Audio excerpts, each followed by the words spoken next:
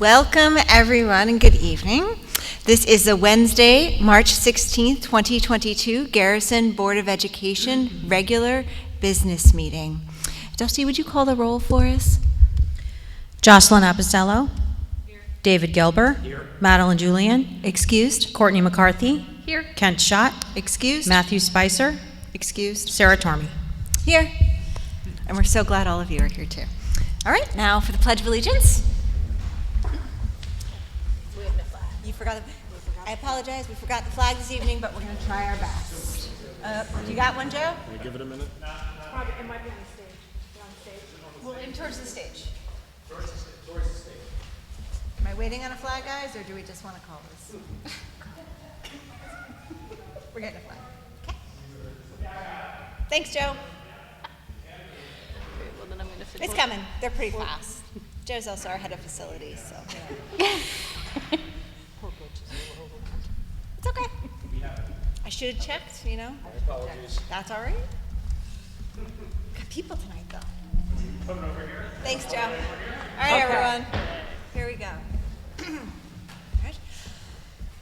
All right. I pledge allegiance to the flag of the United States of America and to the republic for which it stands, one nation, under God, indivisible, with liberty and justice for all.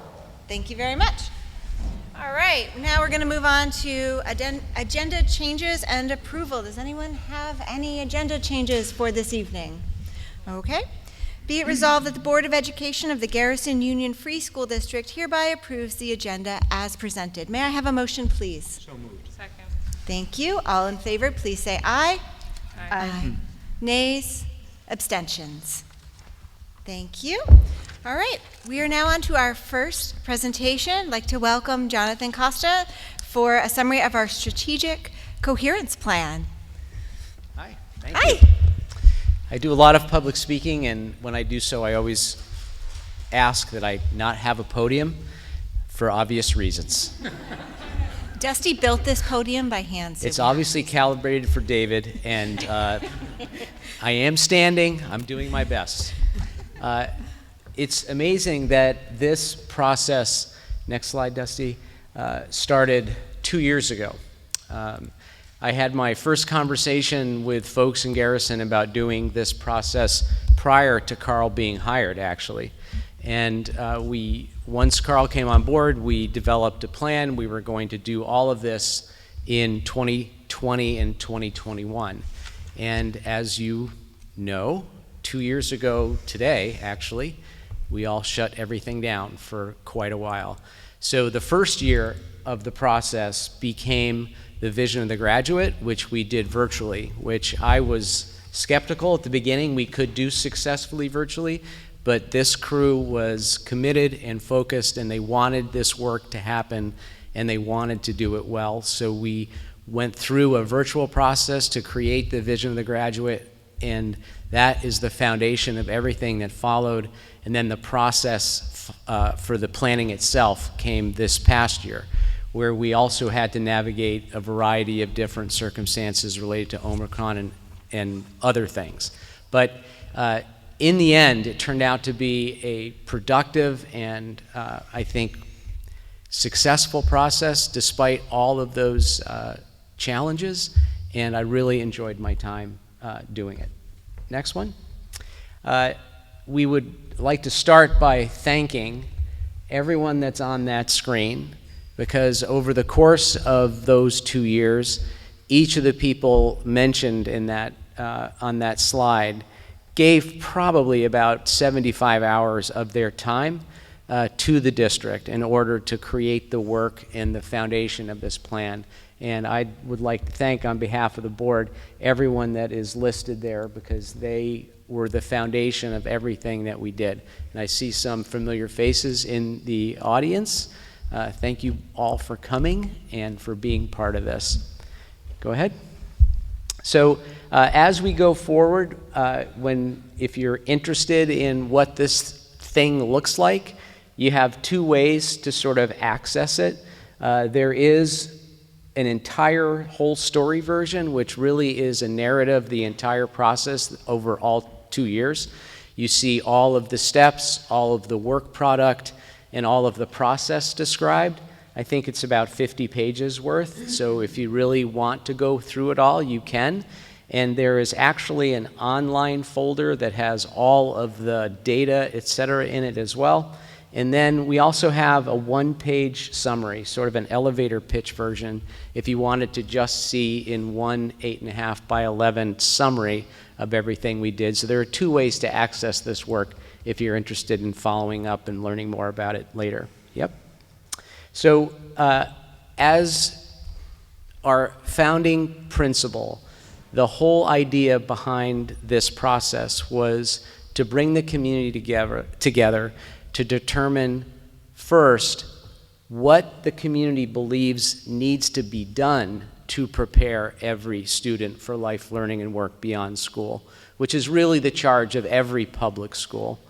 And once we've decided on what that success looks like, next, we then went through a pretty extensive examination of the critical systems at play in Garrison that support the teaching and learning of every student in the district and how well they are aligned with the answer to that first question. So this is backwards design. It's you start with what you want students to know and be able to do before they leave 8th grade, and then you analyze what you're doing going backwards to make sure that what you are executing on a daily basis in the school will in fact lead to those skills and dispositions in every student before they leave. So that is the process. We started with the commitments to the principles coherence, and that was defining that vision of the graduate and committing to a focused backwards design process. We then went out and took 16 weeks to look at curriculum, instruction, assessment, community resources. 6 different data teams spent 16 weeks analyzing alignment with the vision of the graduate and the definition of deep learning. We came together in a retreat and presented all of those results and analyzed the gaps between what we wanted and what we were currently doing. And then we prioritized what we found, and that's phase 4, the focus setting. And then once we had identified our key priorities, and there were 3, and we'll share those in a minute, we then began the work of planning for how to pursue closing those gaps. Okay? As I said at the beginning, the very first thing we did in 2020 and 21 was define what the community wanted as its vision of the graduate. What is it that we want our students to do get as a result of their experience here at Garrison? And that process led to the identification of 3 skills and 3 dispositions that the community believed were most critical. There was a thought exchange that we did to gather input from the broader Garrison community, and then we used feedback from the strategic planning team to go through the process and identify what those 3 skills and 3 dispositions are. The 3 skills that you see are the foundational literacies. Obviously, as a primary school district starting, it's so critical that you build that excellent foundation in grades K to 3, and then deep exploration of all different forms of communication and expression, and critical and creative expression as well. So those are the 3 foundational skills, and you see listed next to them 4 or 5 indicators of success for each. So in order to determine whether or not we are successful down the line, you will have data points for how well students are doing those 3 skills as a way to reflect on how well you are making progress on your vision of the graduate and on the strategic plan. Next. Supporting those 3 skills are these 3 dispositions. Dispositions are different from skills in that they are more traits of character and personality. They're more apt to be influenced by context in environment, but they're very important. And so rather than, unlike skills, which we would measure like we would any other academic subject, for our dispositions, curiosity, resilience, integrity and empathy, diversity, equity, and inclusion, we value those things. This is a statement of how we value them. We give students examples of what learners who exemplify or display those dispositions, what that looks like. And then we engage with learners on how they internalize those things. It's not for us to judge how a student acquires or displays dispositions, but we want to encourage them to think about it, because we know students who have those things and exercise those things are better students, better people, and more likely to be successful in their lives. So those two things together, the skills and dispositions, are really the foundation around which the rest of the plan was formed.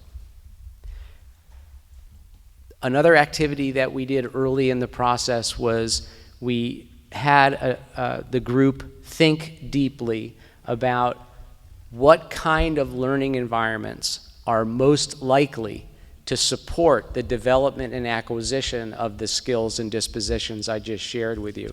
So it's one thing to say this is what we want students to know and be able to do, but then it's important that we create learning environments for those students that are really designed to support and develop those skills and dispositions. And when we did that activity, the group defined these 5 characteristics of the most effective learning environment for students here at Garrison. The fact that we rely on student motivation and inspiration in a positive learning environment. You can't learn effectively if you are not feeling safe, if you are not supportive, and if you don't have a positive learning environment. We need students to have mentors and guides to teach and to help them access their social learning networks, all the wonderful resources that you have in your community to help support learning for students. Adequate opportunities, resources, and tools, work to research for new learning and understanding, and opportunities to independently practice and persevere. Use trial and error and learn from mistakes. All of the skills that are in your Vision of the Graduate require practice year over year, and these are the kind of characteristic learning environments that would help to support that. So with those two things as overarching focuses, we then went through that data scan. Go ahead, Dusty.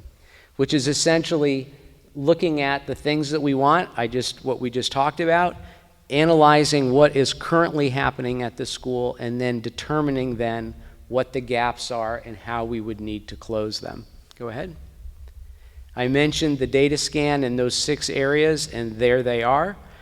Leadership and focus, how aligned is the leadership structure of the district on the Vision of the Graduate and those characteristics of deep learning?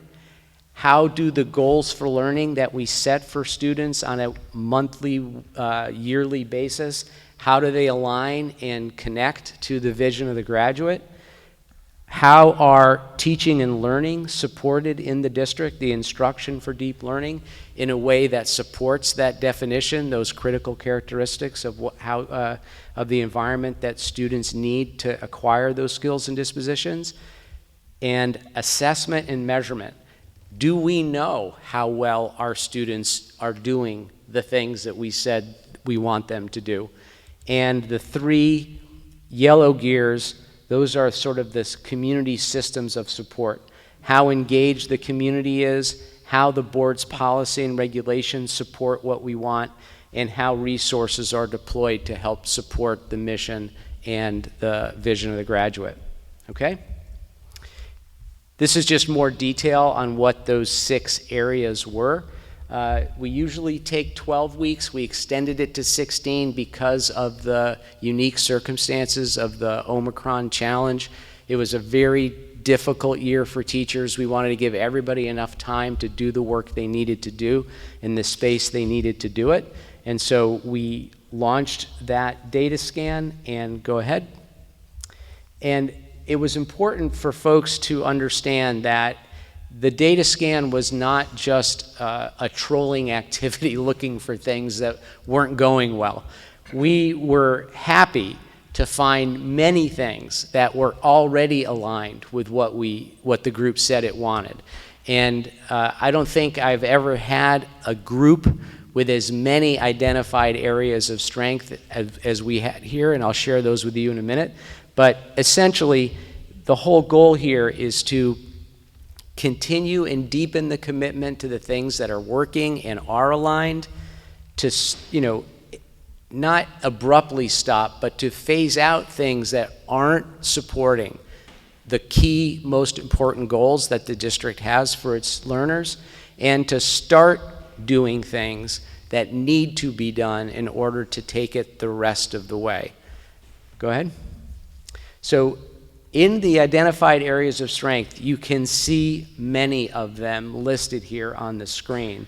And the way these things came out is all those 6 data teams came back, they shared their information with their peers, and we all did a processing activity, each person individually, where they noted strengths, weaknesses, gaps, and we took all of that data and analyzed it and prioritized it.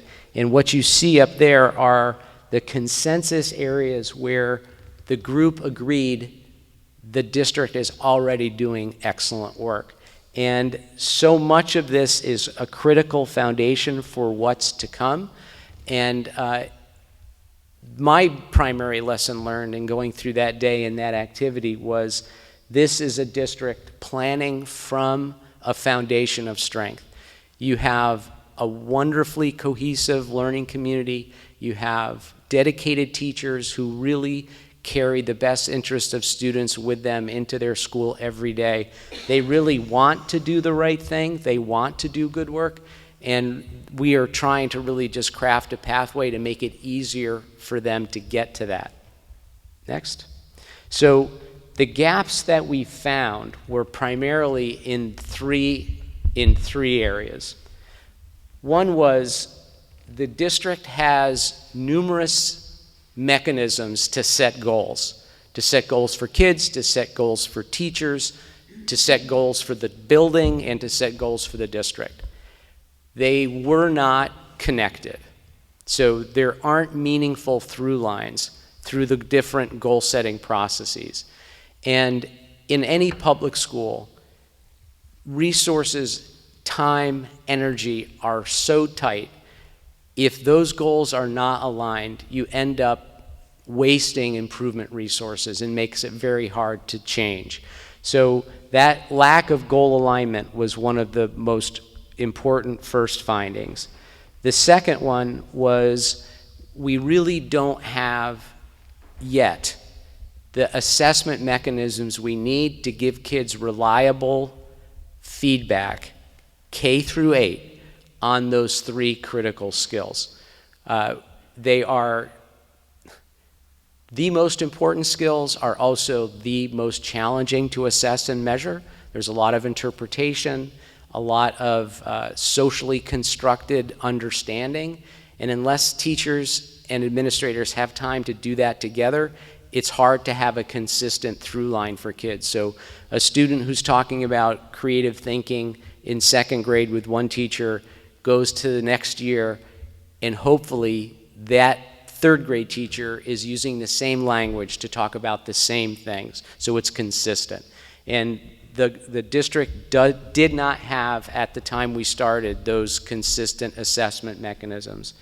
And lastly, there was a need for consistent professional learning so that teachers have the tools they need to do the second thing and also to support that critical learning environment. So those were the 3 critical gaps. If you go to the next slide, you'll see we then took those gaps and converted them into strategic actions. So the first strategic goal is the alignment of goal-setting processes around a shared understanding of the vision of the graduate and the definition of deep learning. So moving forward, you will see alignment of goal setting from student to teacher to building to district. So you're all going to be talking off the same, off the same plan. You'll notice 4 indicators of success. If you go to the large full version of the plan, you actually see a changed rubric, where we are, current state, what it will look like when we're finished, about how those indicators of success get pursued over time. Good to see you. The second strategy, district will build the capacity to observe and provide reliable feedback to each student regarding their acquisition of the competencies in the Garrison Vision of the Graduate. And again, 5 indicators of success for how we'll know if they have done that successfully. And lastly, providing professional learning tools and opportunities to build staff capacity and ensure every student achieves the Garrison Vision of the Graduate. And that is really the crux of the work to be done, and it's a lot of work. You can just go through all the animations, you can put them all up. So the strategic coherence planning team has identified what progress toward those gap closing activities would look like and what the impacted current systems would be. If you go through the plan, you can see each of those identified for each of those three strategic actions. Allison and Carl have been working to identify the sequencing of those major chunks of work, because it is a lot of work. You can't do it all at the same time. So how do you roll that out over the next 3 to 5 years? And it's expected, and it's built into the planning process, that basically every year we can come back and see how much progress we've made, what is left to do, and make adjustments. I shared with the group, even before the pandemic, I never ask a team to plan more than 6 to 12 months in advance, because you just don't know.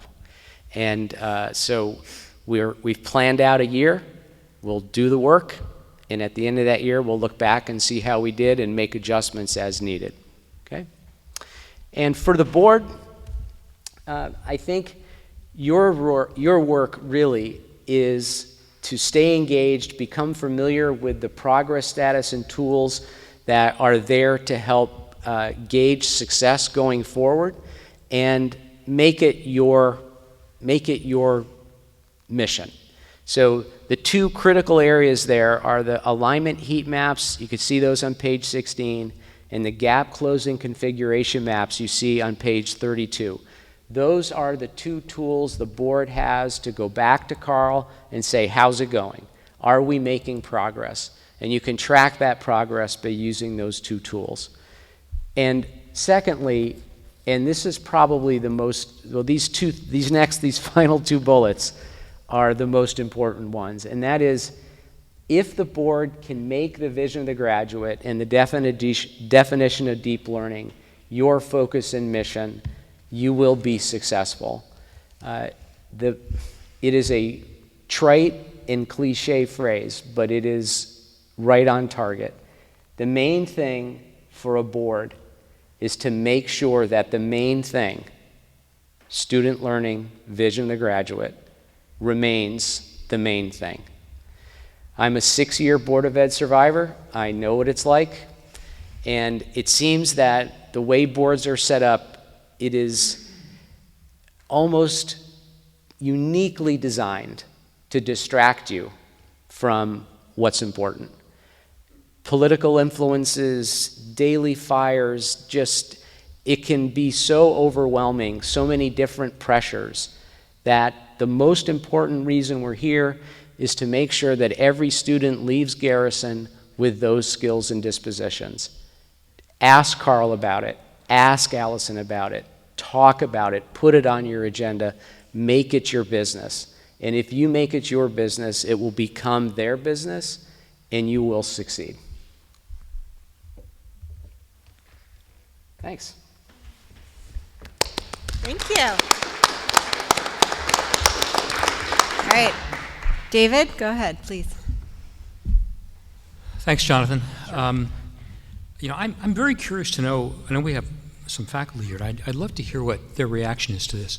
But before we go there, can you just put some more flesh on these bones and give us some examples of, for a kid who's here, right, who's here now, maybe some anecdotal examples of how our students are affected by some of the, let's take the priority gaps. Mm-hmm. So Johnny is doing X, but he needs Y, or what, just make it real in terms of of the experience of the kids who come here. Sure.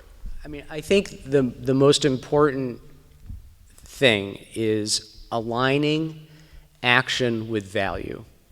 So it's clear from the process that those 3 skills and dispositions were reflective of what this community values. We did it all virtually, but we spent 6 different sessions making sure that those skills and dispositions were identified, worded, and constructed in a way that was reflective of what the community values. So these are things that people believe are important. A student shouldn't be able to leave here without understanding the language that you use to talk about those things. They shouldn't be able to leave here without being able to go up to an adult and say, I am an effective creative thinker. And here are some examples that I can show you of how. Look what I did. I know what my own creative thinking process is. It was like this when I started. It's like this now, and look what I can do with it. That is what every student ought to be able to do when they're done here. And I'm confident, having worked with your staff, that happens every day in different ways in your classrooms already. But the terminology and the language and the focus aren't connected yet. So things that different teachers are doing that are probably related, it's harder for kids to draw those strings together unless they're explicitly drawn. So I would expect that over the years of this plan, teachers and students will start using language that they recognize. That every time Carl walks in a room, eyes are going to roll because they know he's going to talk about the vision of the graduate again, and he's never going to let it go. And you're going to hammer at it consistently year over year over year. And that's what this takes. It takes consistent, focused, long-term leadership and focus. And the reason the planning process looks the way it does is I'm convinced in my 30 years of doing this that without that singular focus, nothing really happens, nothing really changes. And that's why I changed my planning model to align with this. Pick one thing, vision of the graduate, 3 skills, 3 dispositions. Hammer at it relentlessly over time. You should be able to walk up to any kid, ask them about any one of those skills and dispositions, and they'll make you late for your next meeting talking to you about what they did, or what they know, or what they can do. So it's about coming to a kind of a shared vocabulary? That's Sure, it's common language. And giving kids the tools they need to self-reflect about how well they do and what they need to do to be better, and sharing their work, sharing their experience, going home, talking to their parents about it. Shared focus, shared language. Thank you. Courtney?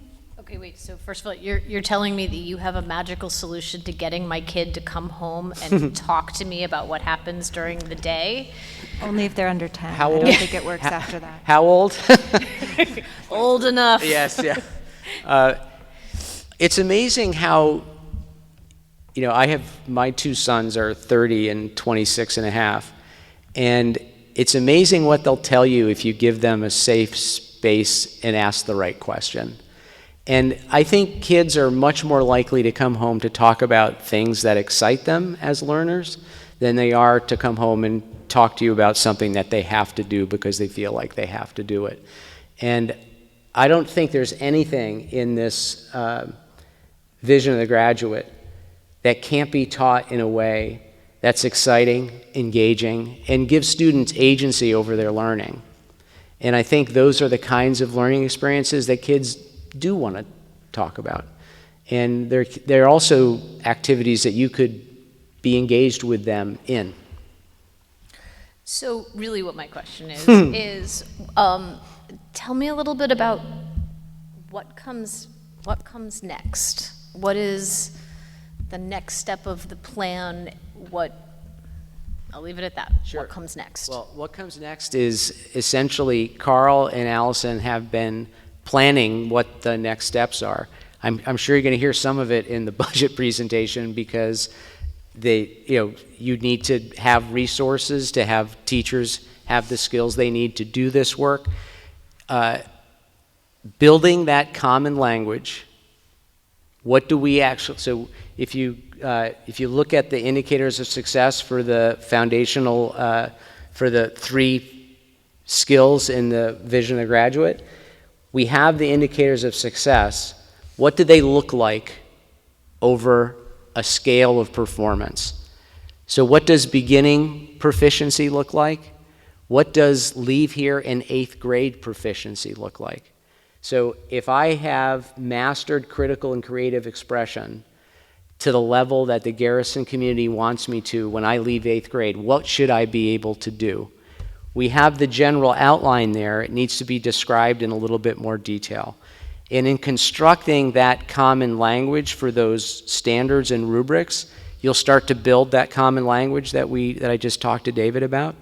So that's a chunk of time that needs to be invested, building that common language among teachers, and then extending it to parents and to students.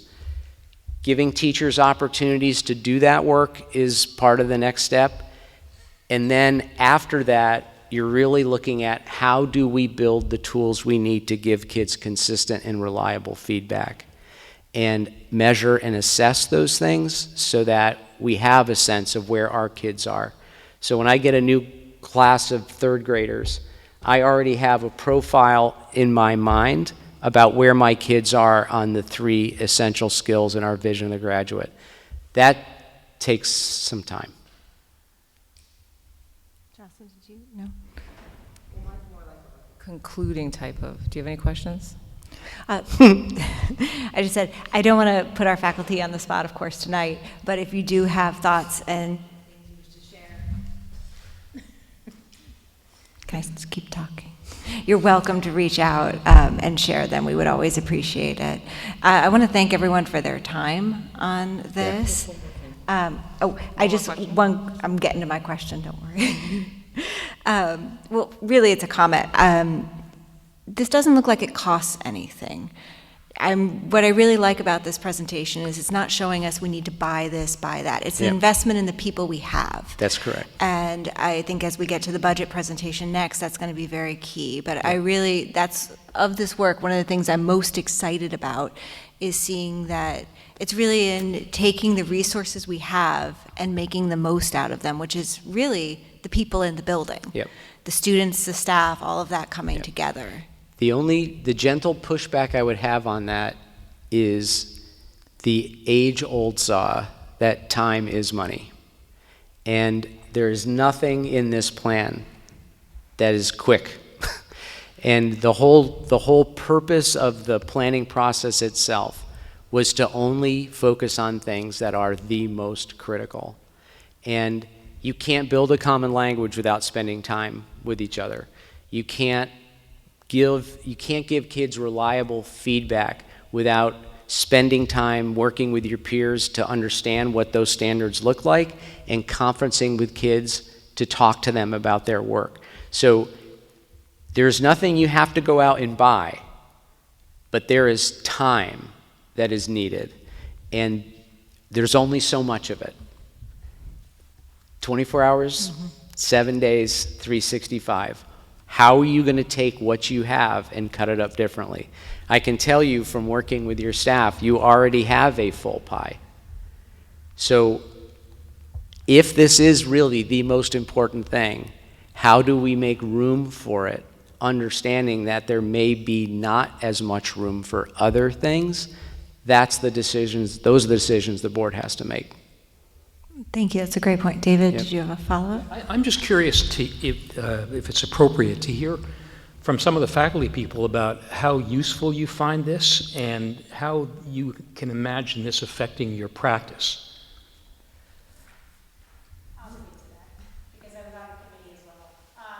You're going to need to come to a microphone.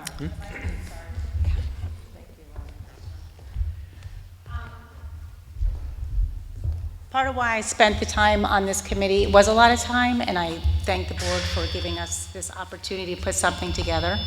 Sorry, I'm trying to find the right spot for this. Is what Jonathan said is that the time that needs to be provided for the staff to do this, that's where your cost is going to come in. And I think as you go forward, we love the fact that we're skinning this down. Our first meeting with Jonathan, we were so excited, the staff, because as Carl remember, we were all like, we started to put on this list of everything that everybody wants to do. And we all have something that we want to do. And when you put it all together, there's just not enough time in the day. I think any program that you look at going forward, you have to keep this vision in mind. So that's not just an initiative or a program that adds on. It's not saying that it cannot be added, but it has to be with a goal that it supports this. I have found over the years we've had initiatives that are just an initiative, but there's really never been an end goal. So as long as you keep this in mind, and those are our key skills, and then you build the scaffolds that are into it as to what needs to be done within the classroom or within that particular set of students to achieve that goal, it's going to be wonderful. It's going to take a long time, though, and it may mean some of the programs you have now, when you actually really look at them, may not be as beneficial as you think, and there may be another one that is. I found it a very rewarding process. I'm very excited for the future of the school because of it, and I thank Jonathan again for the time and the leadership that we did with this. So, okay. Thank you for your jumping in there. Okay. Jocelyn, did you have a comment you wanted to? Yeah, I mean, I just wanted to reflect on how much fun it was to work with a group that included board, faculty, admin, community members, and then a facilitator to do all the work kind of for us to push us through. And I hope that as this moves forward, it continues to be inclusive of like all of the groups and making sure everyone feels like it's moving the way we want it to move. And a special thanks to making this all happen, you know, in an odd situation. But we all did it. I mean, you guys did it. You guys did it. So it was rewarding, and I'm glad that it's packaged and ready to be implemented. Thanks, Jonathan. Okay. Follow-up, anyone? If I could just say, first, thanks to the 14-member committee. Jonathan is not exaggerating when he said probably 75 hours, if not more, and some time working independently. We good? But additionally, I just want to say a personal thank you to Jonathan. Yeah, I've been through 3 different district-wide, multi-year strategic planning processes. This one, and by far, was in my judgment the most effective. And I think one significant difference is we started with a focus on students, and even in the end segments where we were developing the strategy, it's about the students. We came full circle there. And I must say, in some other strategic planning processes that I was involved in, Jonathan pointed this out early on, it was about what the adults wanted for the students, whether it be community or board or administration or faculty. But we really had to, he forced us to think about our students and how at the end our students will be able to internalize this and be able to communicate this and really understand their own growth and progress towards the goals that we've established. So I will say this will be our roadmap going forward. I'm very confident that this will move our district forward. It's already had an impact. Just in the planning process, we have made some significant changes, but we look forward to next year. We will come out of the gate running, and we are prepared. So Jonathan, I just personally, again, want to say thank you. You did an amazing job for us. My pleasure. Anytime. Thank you Take so care. much for your time. Thank you. We appreciate it. You're also welcome to stay for the follow-up presentations on the budget to see how it goes. Calendar, there's a lot of other ones coming up. Can't interest you. Okay. Thank you very much again, Mr. Costa. Brings us to our 2022-2023 budget presentation. I'm going to turn this over to Carl and Joe. And Dusty, are there copies over there? Is that what I understand? So if anybody wants a copy of the budget presentation that we're going to review, they're sitting over there as well. So. Okay, thank you to our parents and faculty and community members for being here this evening to join us. This is the second budget presentation that we're making publicly in front of our Board of Education. This past Saturday, we also held a community discussion that was very well attended. We had about 20 people join. It was a little less formal, but very productive, and we also received some great feedback from community members. Some of this I'm going to move rather quickly because we covered it at our last meeting. There's a record of the presentation slides itself, as well as a video recording of our first budget presentation. But this is the second one. Dusty, just quickly, the objectives.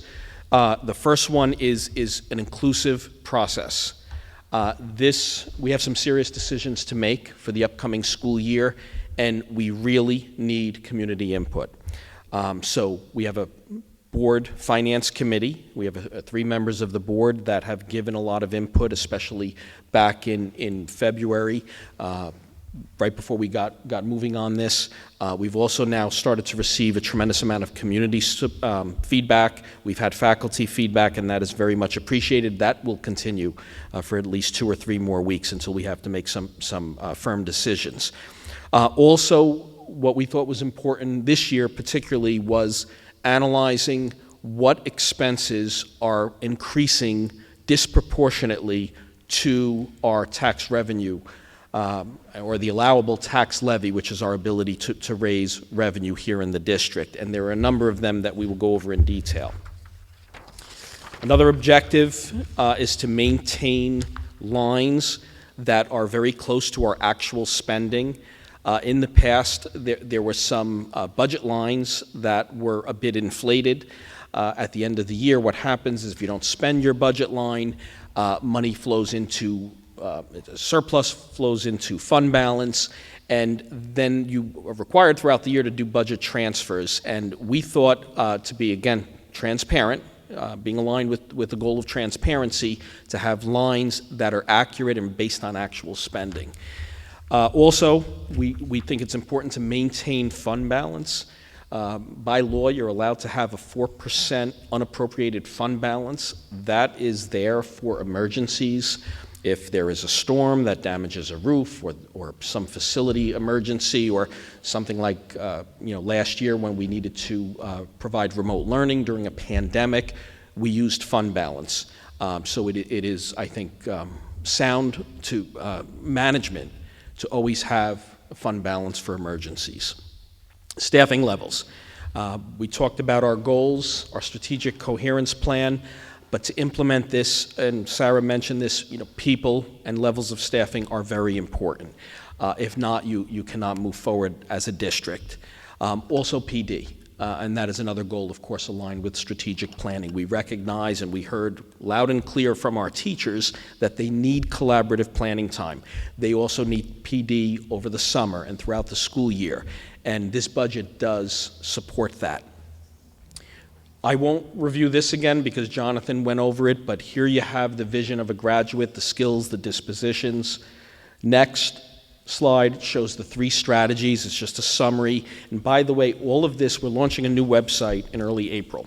So the coherence plan, and as well as all the budget information, will be shown on our new, it's here now on the original website, but we are going to have a much more user-friendly website, and we're excited about that. Next, enrollment. This is of interest to everyone, and I won't spend a lot of time, but what you can see is on the left-hand side, this year's enrollment numbers how many students per class, how many sections per grade level. On the right is what we're projecting. The one that is always a bit of a challenge, of course, is kindergarten. We have, I believe, 21 or 22 registered, but that number from March and April always increases over the course of the summer.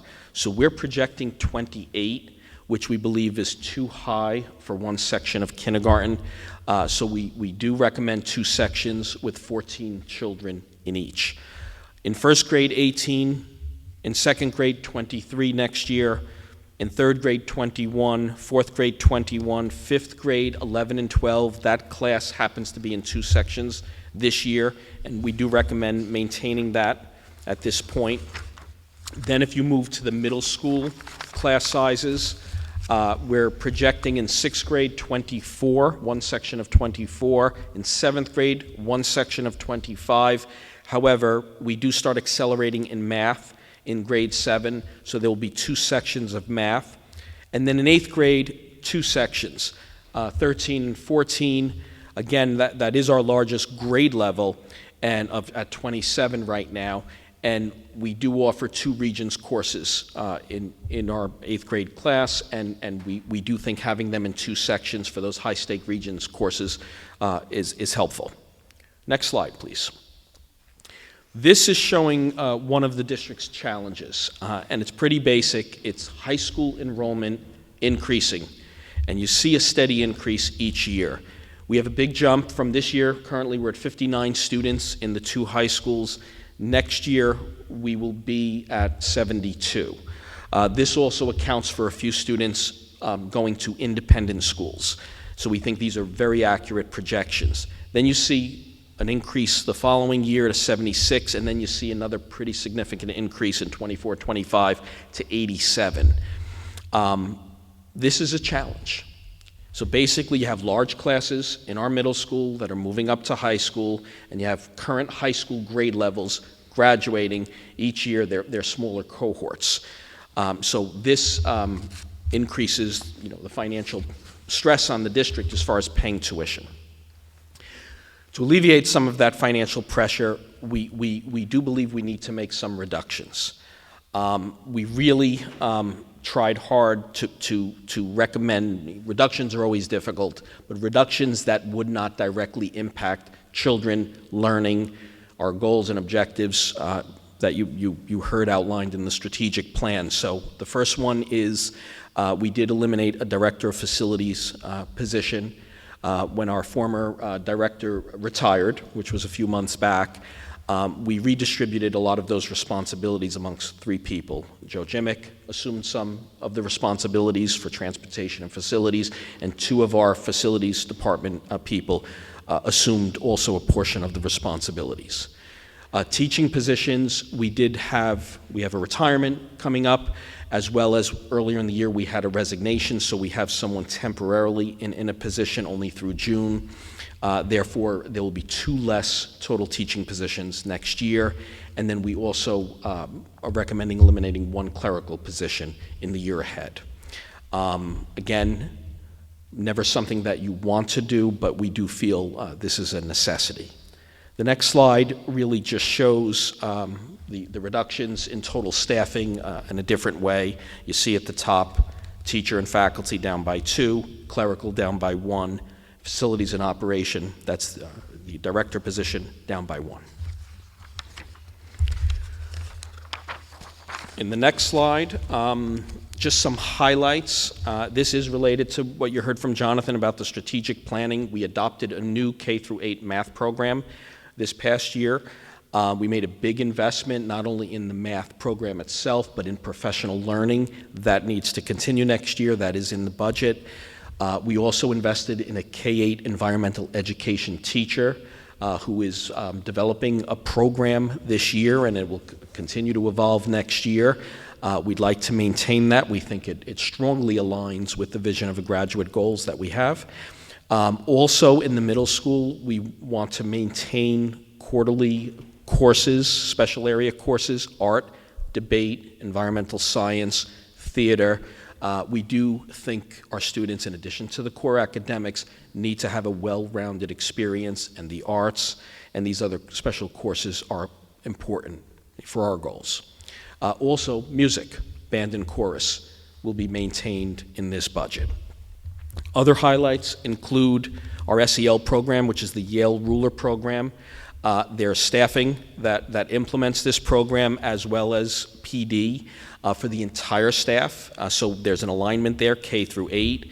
DBT is another program we use to support our students' emotional well-being. Diversity, equity, and inclusion initiatives. We've done a lot of work over the past year and a half in this area, but we need to continue. Part of our DEI committee discussions have been to really provide strong quality PD to the entire faculty and even maybe beyond with the community. Also implementing a new program. This is not a big budget driver, but it is strongly aligned to our goals. It's the Bridges after-school program. It's partnering with neighboring school districts and exposing our students to diversity and courageous conversations. That would be a middle school program. And then also field trips. This is not a huge budget driver, but it's important to, in our opinion, to have trips that are closely aligned with our curriculum, not just one-offs, everything focused and aligned, but to have a budget to do so, and at every grade level, make sure the students have experiences beyond the school. The next slide is basically just summarizing those expenses that I mentioned earlier that are outpacing our allowable tax levy or the ability to raise revenues. First is our Haldane High School tuition. There was an increase from last year to this year, but now, this year to next year, it is increasing by an additional 32%. This is the rate, by the way. There also, of course, are the enrollment numbers, which are driving up our expenses. O'Neill is going up by 5%, not as dramatic as Haldane's increase, but still a 5% increase. Our allowable tax levy is 2%, so it is still presents a challenge for us there. Transportation is a very significant increase. It's a 12% year-over-year increase. I don't have to tell anybody about the price of gas that you see going up at the pumps. That, of course, impacts us. There's also a bus driver shortage, so it is becoming more competitive. They have to offer better salaries for bus drivers these days. And lastly, the other major category is health benefits. Our health consortium rates are increasing by 8%, but our expenses are going up by 14% because a lot of our staff is opting for family plans versus either single or just a two-person plan, and that is single versus family is about double the expense. So we have a number of situations where it's bringing the total up to 14%. Now on that, I'd like to invite my colleague, Joe Jimick, up, and he's going to get into more detail or greater detail about the numbers. Joe? Thanks, Carl. First of all, I want to thank everyone that came out in the snow the other day on the weekend and spent time with us. We see a lot of familiar faces back again today. This is the tax levy calculation. This isn't changed from the prior presentation at all, so we can go on to the next slide. So we do see a decrease in aid year over year for the district, and we spoke about that before, but just to hit it home again, many districts received significantly more aid this year. One of the districts where we send our students, Highland Falls, they get $2.5 million more aid next year. We have a reduction of $97,000, and that's primarily due to BOCE's aid. Next. And this is for Putnam County. This is what the aid picture looks like. So when it's talked about in general as far as school aid, the picture is very good for most of the schools.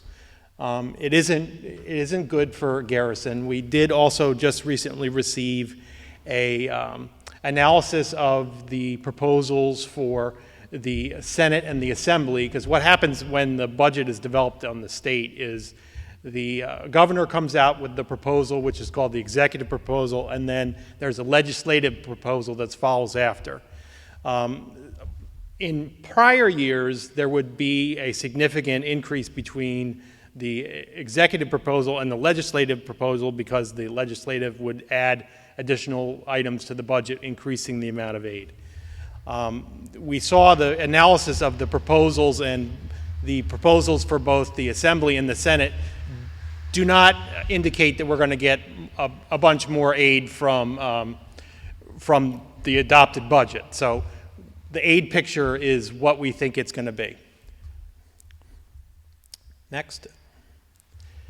So this is a look at the revenue. The big change in this slide versus the last time that we looked at it is in miscellaneous or unclassified revenue. You see a number in there of $120,592. That is the amount of revenue that we anticipate from the clean fuels rebate.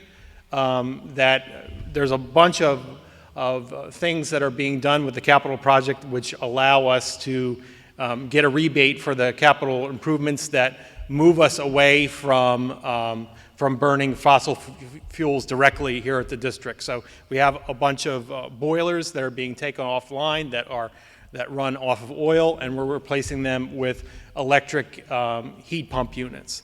That basically work done by our architect to help us apply for this rebate. We anticipate when the project is completed next year in the fall that we will be eligible to receive that rebate. So that's included in the revenue math. So there's other adjustments in the budget in the draft that you see today. So it's the clean heat rebate is part of the revenue.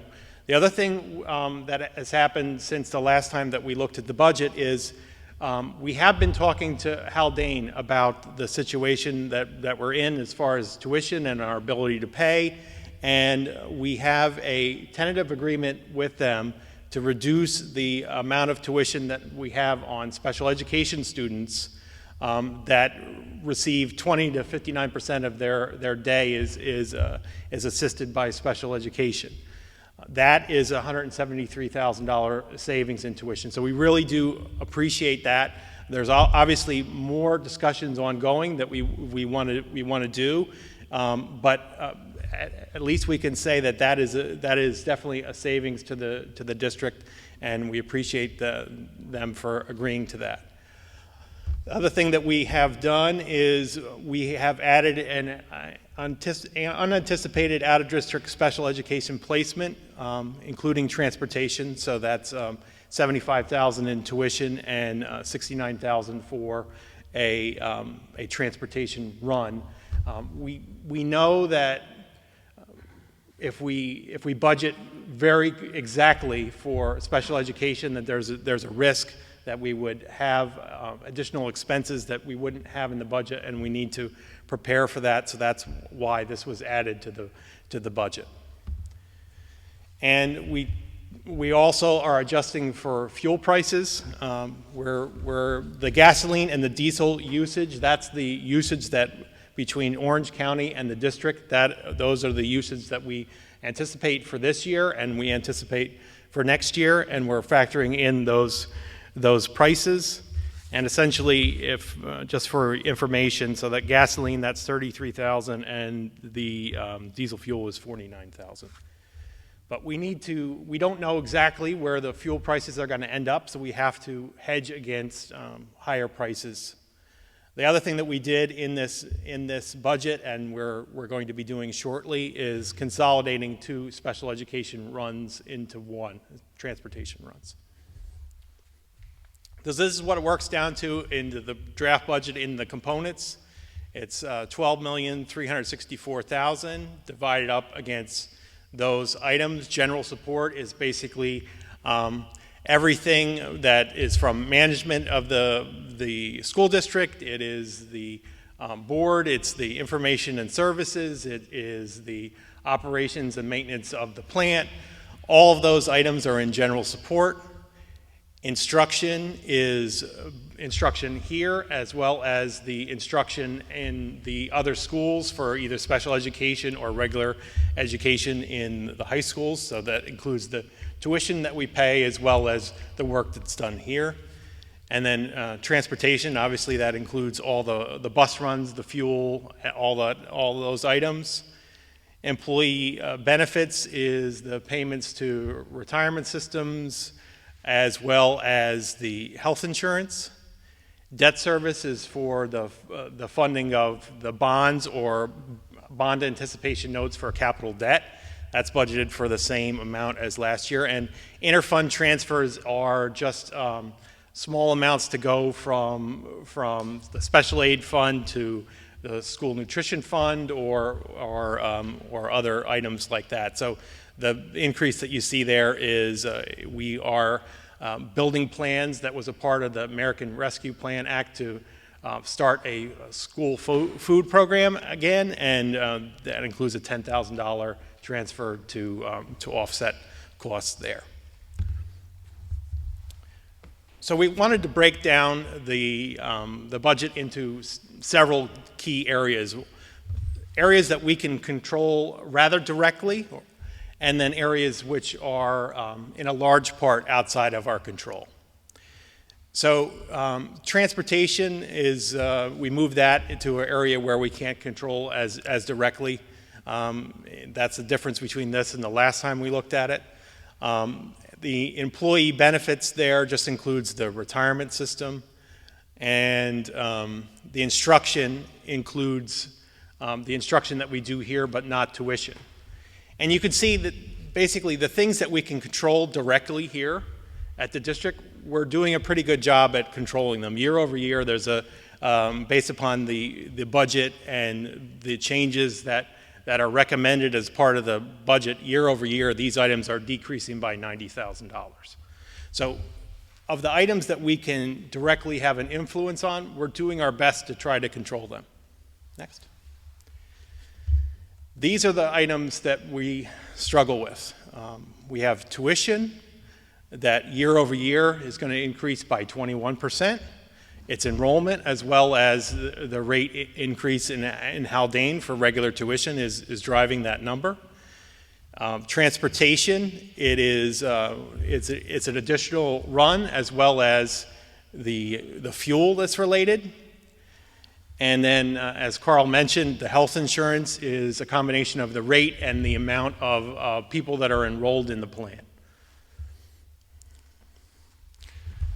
So we're not going to spend a lot of time on this, but there are basically two ways that you can budget and bill for tuition. You can bill based upon a mutually agreed upon rate or the Seneca Falls formula. This budget is all based upon the Seneca Falls formula is what the budget is based on, because as of last year, Haldane wanted to transition to the Seneca Falls formula because they were on a contract with us, which was at a lower rate. So this is the problem with the Seneca Falls formula is it doesn't. You don't know the actual rate until the year is actually done and over for 6 months, and then if there's an adjustment, they either bill you or give you a credit. Next. So they can bill monthly, quarterly, yearly, based upon the estimated rate, and then basically adjust as it's needed. So the tuition next year, we're anticipating that it will increase by $272,000. This assumes 19 students will attend Haldane and 10 will attend O'Neill. It might be slightly less than 10, but we're budgeting for that in case there are students that move into the district that we need to account for. So those are the rates for Haldane. As you can see, the 21-22 year was a transition. It was supposed to be basically halfway between the NRT rate and the rate that they had started off at. And then in the 22-23 year, the 21,473 rate that you see there is basically the estimated rate for the current year based upon what the state has estimated, plus 5%, because we have to assume that it's possible that it may grow. And the other thing that is important to mention with regards to the non-resident tuition rate is it depends on what you spend. So if the school districts receive more funds and they spend more, the rate increases. So if you get $2.5 million more aid, the rate will potentially go up. This is O'Neill's tuition rates. Next. So we have to anticipate for the students that participate in career and tech education, and there is an additional cost for that. So we're anticipating there's 5 current, we're anticipating for 7, just in case there's some additional enrollments. And this is a change from the last time is the special education tuition will increase by $215,000. This was over $300 before, but this is reflecting that Haldane has agreed to reduce the rate for some of the students, and then the adjustment for an additional unanticipated placement. So transportation is a big cost driver. It's significantly higher than it was a number of years ago, and this basically is increasing far above what we can raise with the cap. This is a look at what that looks like. So in 1920, it was reduced. The amount was reduced because at the end of that year, the transportation costs went down because there weren't payments for runs that were not performed at the end of the year. So that was why 1920 is lower, and then it went out to bid over that summer. And then we have the prices that we see there.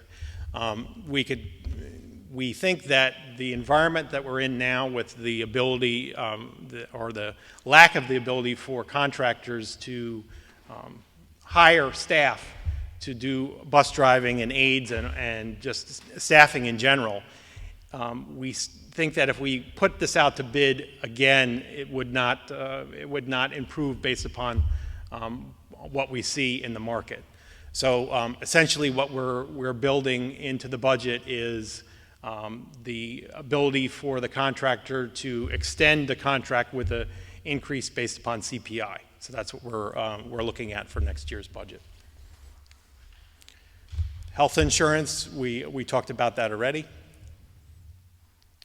And that's a graphical look at the health insurance cost. So one of the things we want to talk about a little bit is inflation and the tax cap.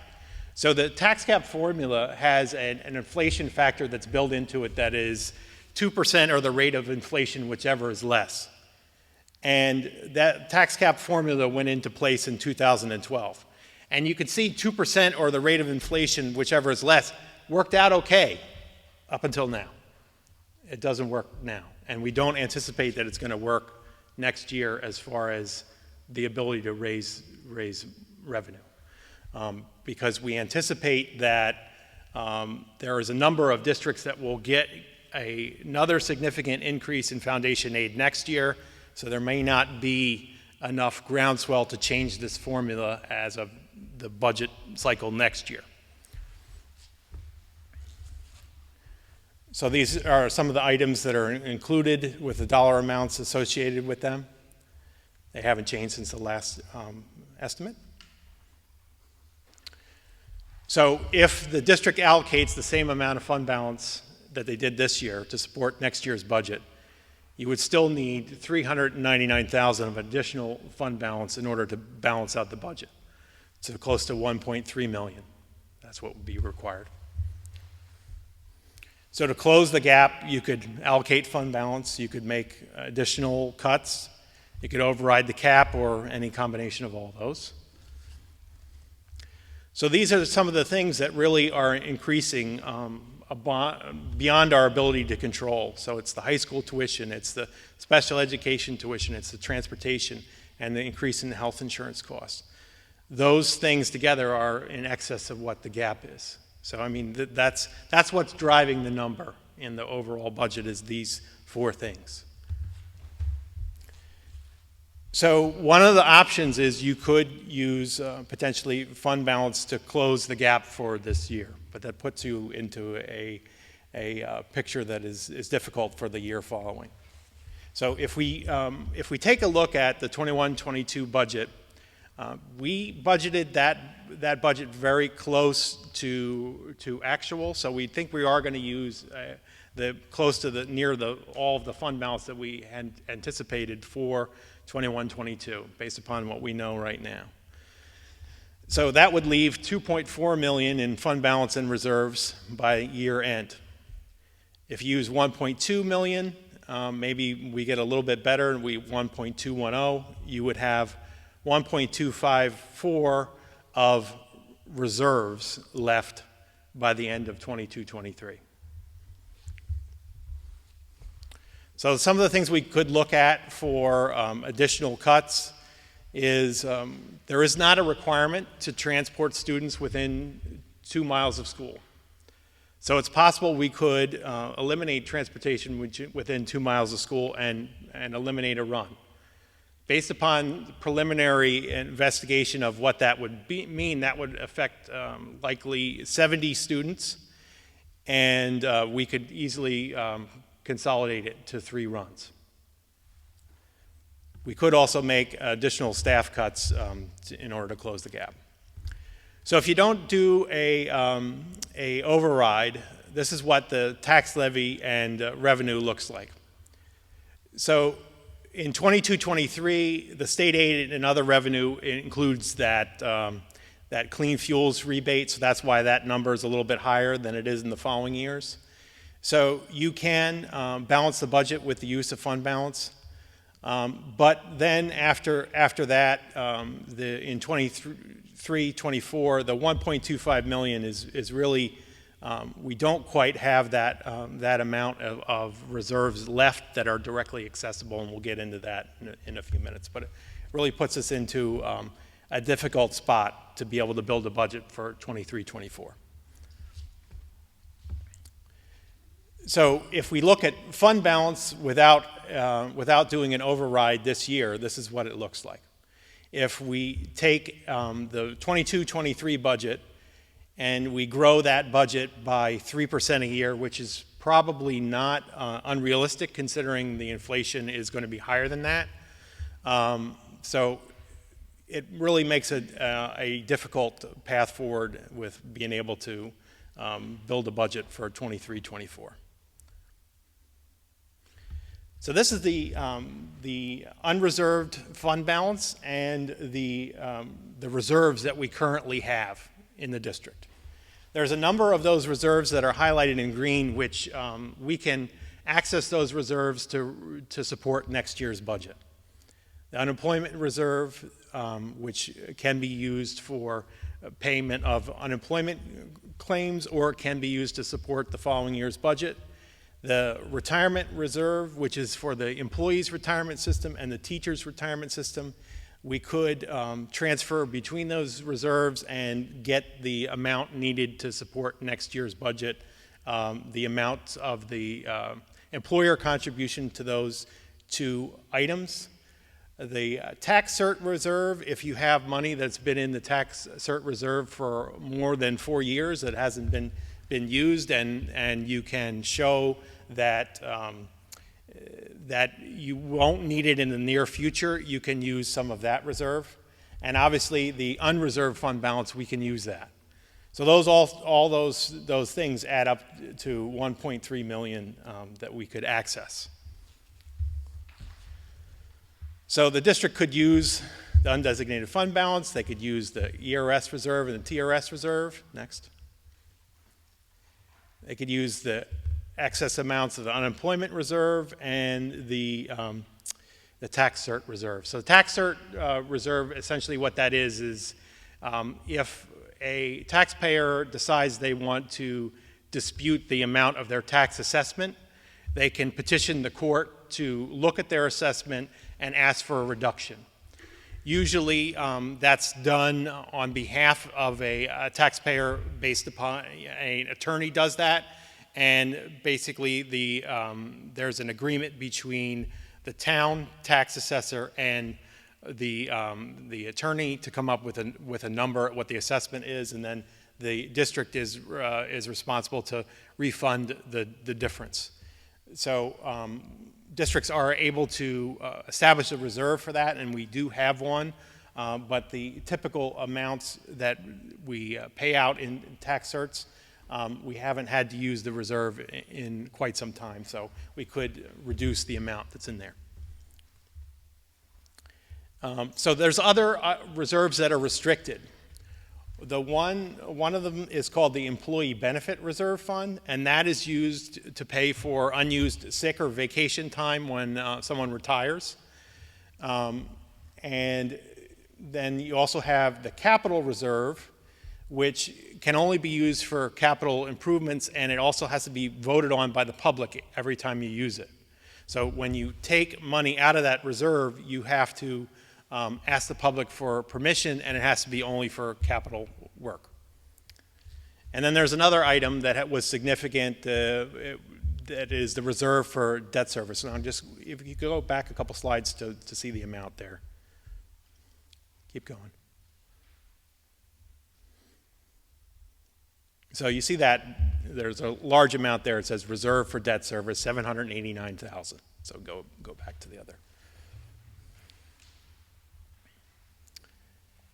Okay, so this can be used for the payment of principal and interest on capital project debt. So we could use it next year. However, the use of debt service reserve actually reduces the tax levy because of the way the tax cap formula works. So we can't use it to close the gap. So it would reduce the overall taxes, and it would reduce the reserve if we use it. But it's part of what's called the capital exclusion in the formula of the tax cap. So essentially it would reduce the tax levy by whatever amount we used of the reserve. So it reduces the amount that we have in reserve, and it reduces the tax levy at the same time. So it doesn't actually close the gap if we use that reserve. So based upon balancing next year's budget by using fund balance, this is what it would do to the reserves. So it would liquidate the teacher's retirement contribution reserve, significantly reduce the employee retirement reserve, reduce unemployment reserve, and then leave just some reserves which are difficult to access.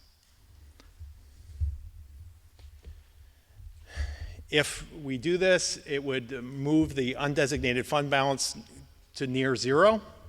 The only thing, the amount that would be left in the undesignated fund balance is if the results from this year are better than anticipated, then that would go up a little bit.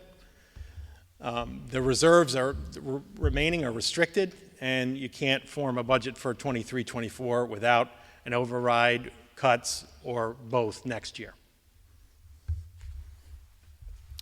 So what we wanted to do is talk about the possibility of an override, and this is what it looks like as far as revenue and fund balance if we do a 10% override this year. So it reduces the amount of fund balance that's required to support next year's budget to $528,000, and if you continue and you don't have any additional revenue for the upcoming year, you can still form a budget for 23-24, but 24-25, you still may have some difficulties unless we're able to do some things like negotiate better rates for tuition and things like that. And this is what the use of fund balance would look like. We would have 1.9 million of fund balance by the end of 22-23 and 1.1 by 23-24. So what does that mean? This is what it means to the taxpayer. So the tax levy cap would yield a increase in the tax levy of 21 cents per thousand of assessed value, and that amounts to a $63 increase if you have a house that has a assessed value of $300,000, $105 if it's $500,000, or if you have an assessed value of $1,210,000. So that is the limit that what we can raise under the cap. If you raise it to 10%, it's an increase year over year of 97 cents per thousand of assessed value, which would be $291 per year for a $300,000 house, $485 for a $500,000, or $970 for a $1 million. Next. So one of the things we want to point out is Garrison is the lowest tax rate in Putnam County, and you can see it there from looking at the old numbers. Obviously, these are 2019 numbers because they were the easiest numbers to get all of them in one place.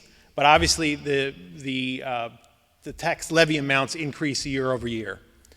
But as you can see, in 2019 in Garrison, in the town of Phillipstown, the tax per thousand of full value or assessed value is $9.68 versus $17 for Haldane.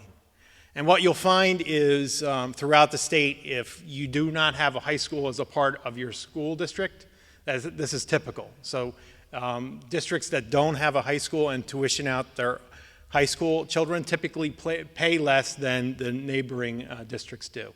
So even with a 10% increase, we're still significantly under all of our neighbors. Next. And by about 70%. So what we still don't know for next year, we have contacted all of our representatives, and Carl can probably speak to more into that as we get into comments at the end, to try to help us as far as additional aid. But we don't anticipate that there will be any news on that until after the board has to adopt a budget. Typically, we find out about those kind of things very late in the process. The other thing we don't know is whether or not Haldane or Highland Falls will consider negotiating a different method of rates rather than a non-resident tuition rate. We think that the non-resident tuition rate is a challenge both for us as a district in our ability to pay and for the districts in determining what kind of revenue that they can expect, because you don't find out the rate until 6 months after the year is already completed. So we're looking at ways at how we could work together to come up with something that will work for both of us. So this is the overall summary. 12.3 million, we can control pretty mostly directly. 7.1 million of the budget, it's 58%, and that's decreasing by $90,000. There's 5 million of the budget, or 42%, which we can't control very directly, and that's increasing by 17%, or 762,000. So that's the story. The story is we have a significant portion of our budget, nearly half, that's increasing by 17% year over year. So these expenditure increases won't fit under the cap. And we'd have to use close to 1.3 million of fund balance and reserves in order to stay within the cap.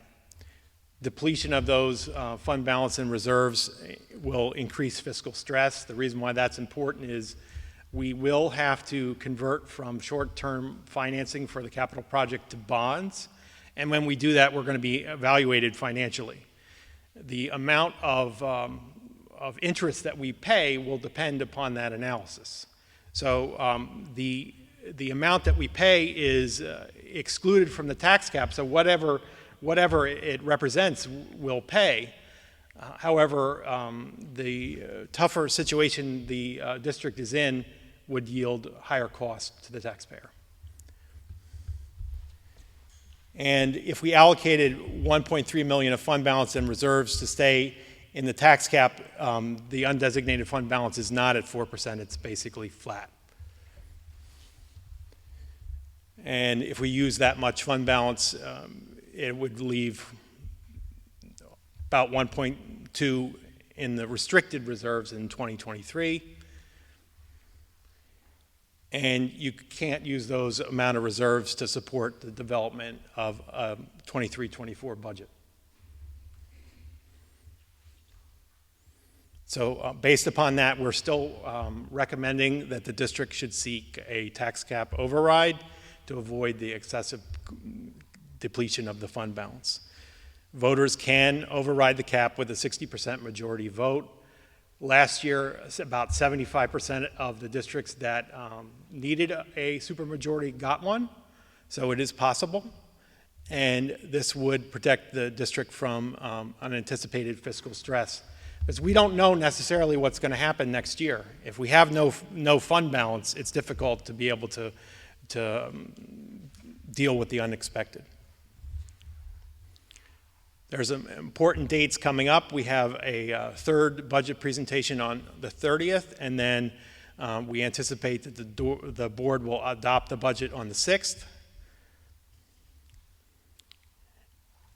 Tuesday, May 3rd, is the deadline for new voter registration. If you're not registered to vote by May 3rd, you can't vote in the election for school board members or for the budget. And on May 4th, we have a public hearing, and May 17th, the vote. Thank you, Joe. Really appreciate it. Thank you, Carl. I'm going to move to questions and discussion from the board now regarding our updated presentation. Does anybody want to jump in with some thoughts? Go ahead, Jocelyn, please. Thanks for reworking lots of stuff. I know that we all sent questions and had different ideas, and you listened to the community on that Saturday to kind of think of how we could move money around. I think on, slide 53 is the most, well, when we finally got to it, tells you that even with the 10% override, just for next year, which bumps our tax levy from 9.7 to 10.7, right? We still have to use 529,000 of our fund balance, which really depletes our unreserved fund balance. And then you can see that, you know, your 23-24 potential budget, you know, doesn't have that 10% override. It just anticipates going back to the 2% cap. So even with that 10%, this year, we're really left with no emergency money for the 23-24 budget. I think it's just a very clear slide. Well, actually, it's not a clear slide, but just pointing out what it means is really important. Yeah, I would agree with that. Yeah. I think our long-term goal, if we're going to look at that, should be to move away, and this is what most districts do, from using fund balance to close these gaps. We need to get away from this habit that we've gotten into. I do appreciate that Joe, last year when he came on board, tightened these lines. I do think there's a great deal more transparency in the budget. We are looking at what we spend every year and projecting based on that, which is very helpful. So you don't see some of those huge years where we had a lot of money coming back in, but which was useful at the time. But you're right. So when you look at that 10%, it looks like even if we do an override this year, which I'll get to in a second, I think we then also need to tighten our belt again and make cuts as well. It's a combination, which is very hard. I'd like to go to, unless other people want to jump in, the use of reserves and fund balance, because this is really some of the new information. And I know anyone who came out on Saturday, I promised you a deep dive into fund balance, so I hope you're enjoying this. Sorry, the slide number on that is 51, so we're backing up a little bit. You know, I know Garrison really prides itself on its low taxes, and we've wanted to stay under this tax cap as much as we possibly can for years. However, when you run these numbers, I just don't see how we close the gap this year with these numbers. It depletes us so much. To go to zero and unreserved, I think puts us in a very uncomfortable spot. So one of the things I did and was look at, you'll have to bear with me for a minute, I hope I don't lose you guys. What are other districts doing for their reserves? Because is this normal, these numbers? Do we have inflated reserves? Because that's question number one, right? Like, for example, is tax certiorari, do a lot of districts have 86,000 in tax certiorari? Actually, a lot of districts have a lot more. So that's not inflated. One of the questions that came up on Saturday was, how do we compare to Pecanico Hills, right? They're about similar in size. They're 288 students. K-8, they don't have a high school. They tuition out. Their budget for last year was $31 million. Their tax levy's $25 million. So numbers-wise, they really don't compare to us, except for the number of students in that building, and they don't have a high school. I'm not really sure. I watched their budget presentations for this year, but I'm not entirely sure where all that money's going. If you guys want, I'll send you the links again. They have $9 million sitting in tax certiorari right now. I'm sure that's based on their calculations, but it just goes to show that in other districts, these lines are healthy. I looked particularly also at the retirement contribution reserve. Haldane's sitting on $610,000 per their 21 audit, which is available online. If anybody wants to read a lot of other districts' audit reports, you can. Let's see, I have a bunch of other ones here, but it basically shows that 600,000 is the norm for that retirement contribution reserve. Joe, correct me if I'm wrong, that teacher's retirement contribution reserve, the second one with 120,000, that's a new reserve line, so that's why districts haven't built that up as much. That was created a couple years ago? Yes, so it is essentially a sub account of the employee retirement reserve that was created, I believe, 2 or 3 years ago, that districts have it all established. And we do have the capability of moving from one reserve to another, but they didn't exist up until a couple years ago. So it would be nice to build that reserve a little bit more, because one of the things those payments depend upon the returns that the pension program gets. If the returns from the pension program aren't as good, the amount the district has to contribute is greater. And having a reserve allows you the flexibility to be able to, when there's an out year and the pension plan doesn't do as well, you can fund it. If we do this, there won't be much of any left. Part of our goal is to maintain a healthy school district, focused on the students, focused on learning. One other thing I want to point out here is that 1.2 you're looking at in that third column, that's all reserved by the time you get to that number. Is that correct, Joe? That's right. So I know we've been talking about this. We have another two sessions. We have a community session next Wednesday. That will be like the Saturday session, a more informal, where we'll have a discussion, not a formal meeting. I hope people will come and attend. That's at 6 p.m. It'll be here again. Tell your neighbors, tell your friends, anyone who wants to come. We will bring cookies, anything. We want to share our stories. We really need to continue to hear back from the community, because on the 30th is when this group and our other 3 members will get together, and that's when we really have to make a decision, looking at these numbers, of where are the cuts, what can we get out for this override? Is that something we want to do? And then on the 6th, we have to adopt a budget. And from there forward on, the budget is locked, the board adopted budget. It just goes to the voters at that point. So we do want to continue to hear from the community. Send an email if you can't make a meeting. We are reading all of those, please. We've heard from people who the 2-mile cut of transportation does make a huge impact. So please keep sending those thoughts in. I will say there were a couple of really other interesting questions that came up. Sorry, I've been talking a lot, so if you guys want to jump in. Go ahead, David, please.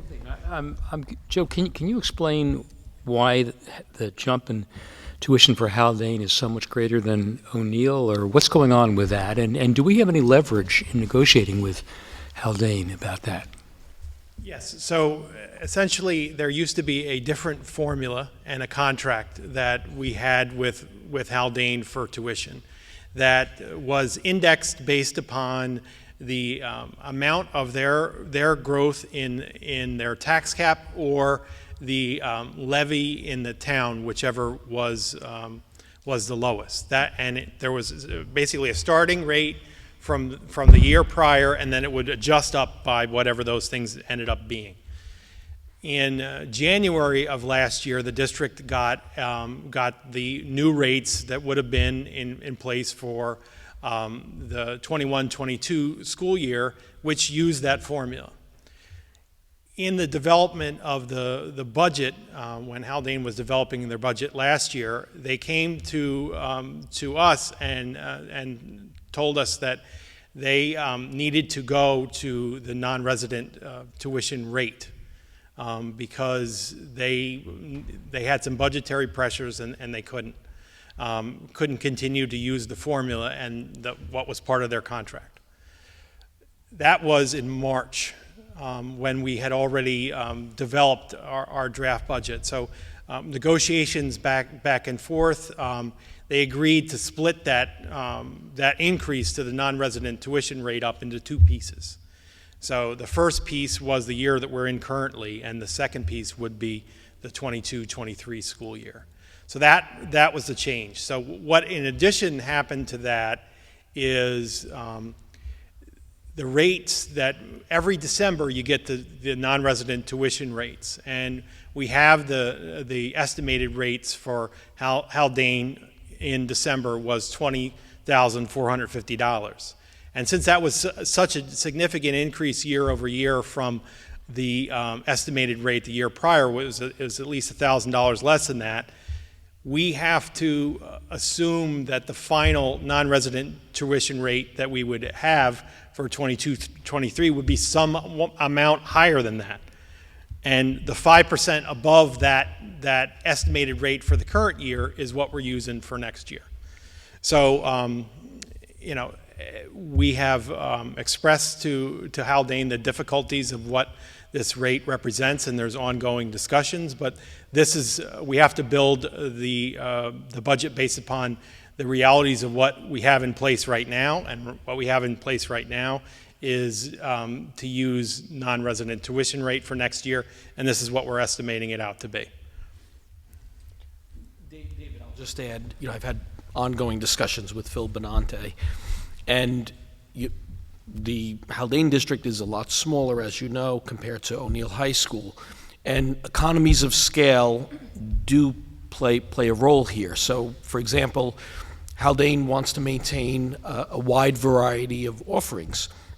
So an AP course could potentially have 10 or 12 students at Haldane versus at O'Neill High School there may be 18 to 20 students. Both offer quality programs, but to offer that same course at Haldane, you may have just a fewer number of students interested, but they still want to maintain those offerings to offer a great experience for high school students. So I don't think Haldane is doing anything wrong. In fact, I think they're trying to expand their programs, expand their offerings, and offer quality. However, that's expensive. When you have a small school district, it does become more expensive, the per pupil spending. And I do think we're seeing a bit of that.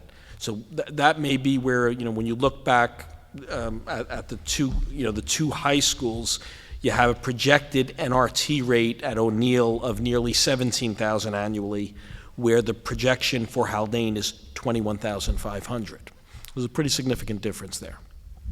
And we want to recognize that Haldane has been working with us, and the concession that they gave us for the special education tuition really does help. That does help close the amount of gap that we have, but that's not enough on its own.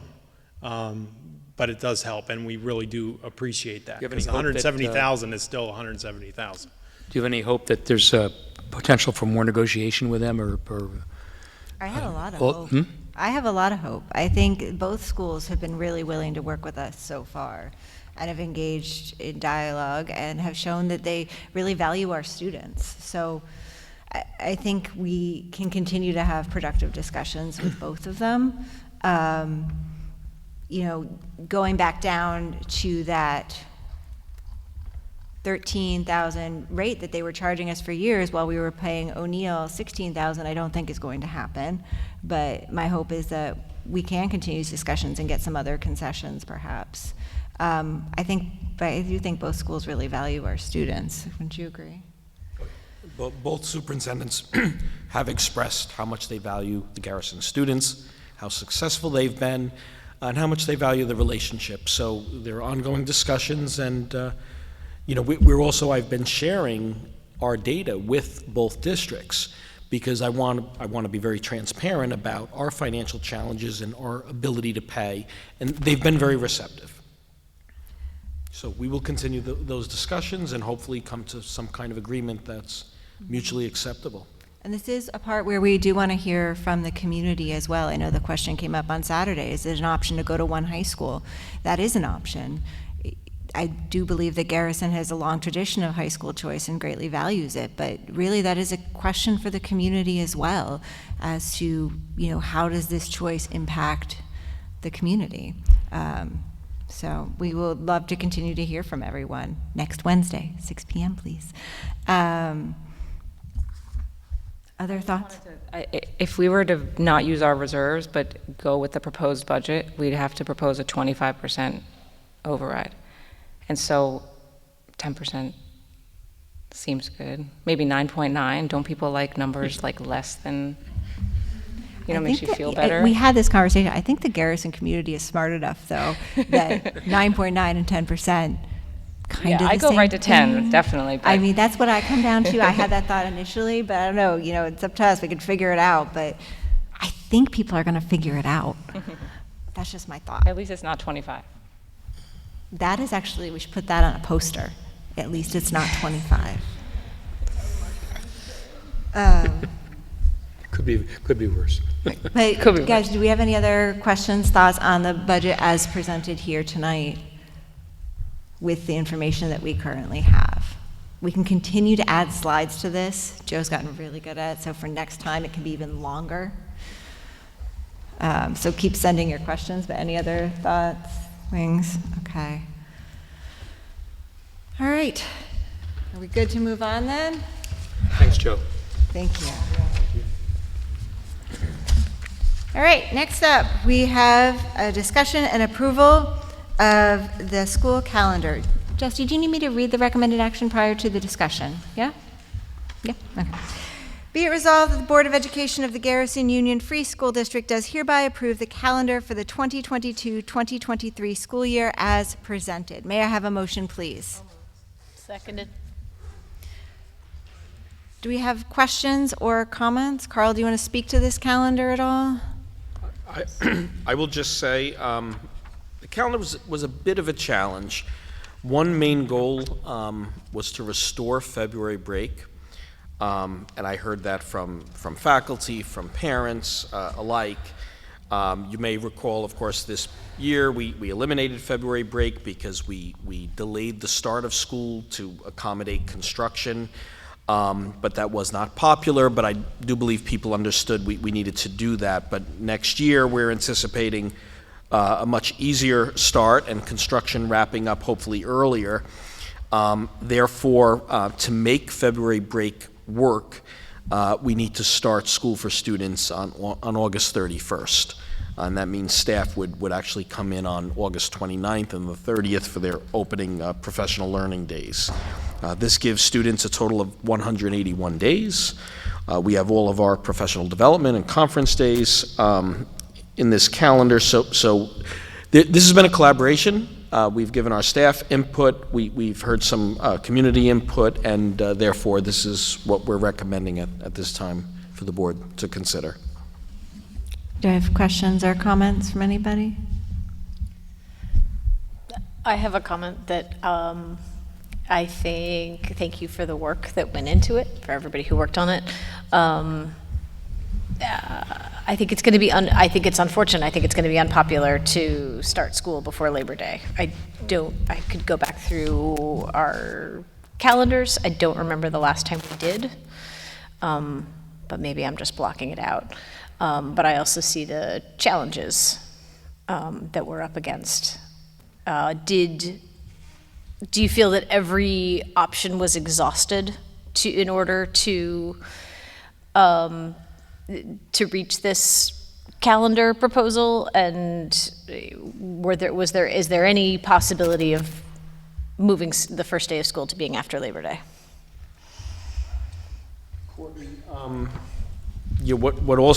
what is an additional challenge is we do have no students on June 19th, Juneteenth, which is being observed. There was strong sentiment about having the day off before Thanksgiving, and we do have a number of families that travel, as well as staff to visit family. So many districts do have that day off. But even if you had those 2 days, you need 3 student days to postpone the student start till after Labor Day. So that was our challenge. I know it was raised, the conference days, our parent conference days, trying to maybe make them half days and have conferences in the afternoon. That is something that is still being considered or discussed, but we don't have an official decision on that yet between administration and faculty. So that's where delaying the start does become a challenge. Do we have any concerns regarding our capital project being done by the 31st instead of by the 6th? Would those extra days help us at all? I don't think that there's any significant concerns about the start of school. We are still working with the main contractor, Meyer Contracting, to get the final look at the construction schedule from now to the end. But a lot of the components that are going to be left aren't occupancy requirements. So I don't see an issue with the start of school for the project. There may still be some project items that are not done by the start of school, but I don't think that they're a occupancy issue. Okay. Any other? I would second that. I would love to see it start the Tuesday, but I understand the challenges, and to see those December days become half days would be valuable, I feel like, to our community as well, if that is possible going forward. Though I have no objection to the day before Thanksgiving. However, taking all that into account, this is what we have right now. We can always go back and amend this should we need changes down the road.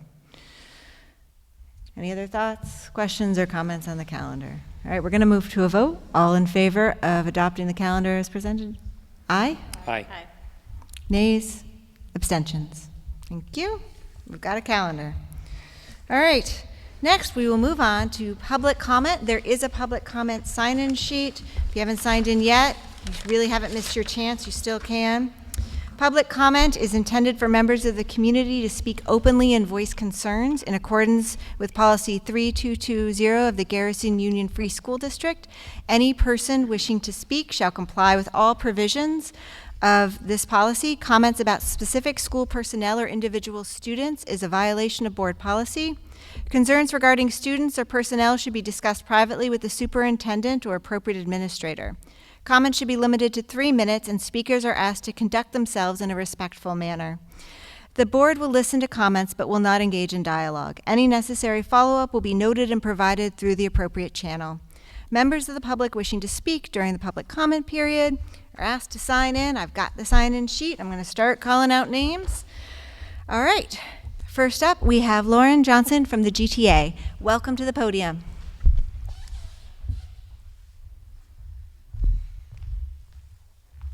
Sorry, I apologize. I have to read off my phone. My children didn't allow for printing when I ran home. Today I'm speaking on behalf of the Garrison Teachers Association as the co-president.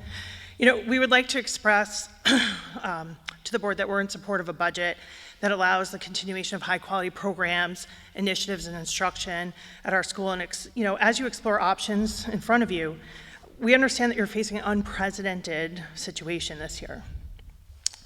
And the task of designing this year's budget is insurmountable.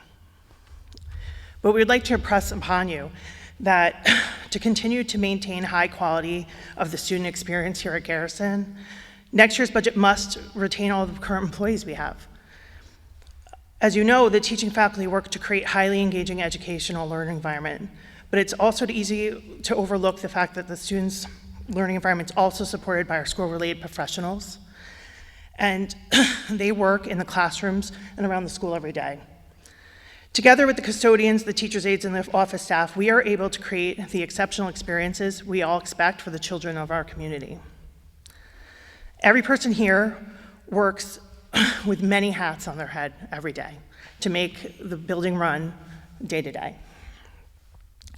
We understand that due to the challenging physical circumstances, you're being forced to consider the elimination of some positions.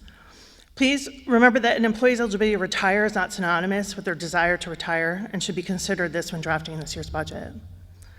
Please know that we are here to work with the board, the administration, and the community to ensure that Garrison School continues to thrive and remains a place where students love to learn. Thank you. Thank you very much. Next up, I have Anita Prentice. Welcome. Good evening.